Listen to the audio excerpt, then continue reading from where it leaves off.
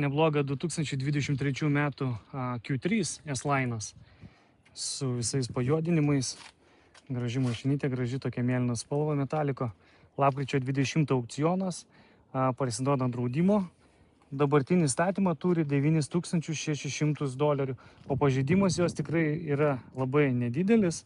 Gražus ratukai, pažiūrėkit, va, viskas pajuodinta, chromo nėra. Pažeidimas, va, durys dvi labai lengvai ir šiek tiek gavęs per bumperį ir čia, bet čia galima dažyti. Durys pasikeitė, su europiniai, praėjai techninę apžiūrą ir viskas ir gali važiuoti. Galas irgi gražus, visas švarus. Kūrėsi ir važiuoja. Salonas idealus, juodos lubos, didelio panorama.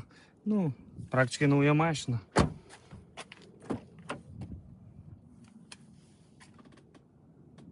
Nėra suplėšimų, pamražymų jokių.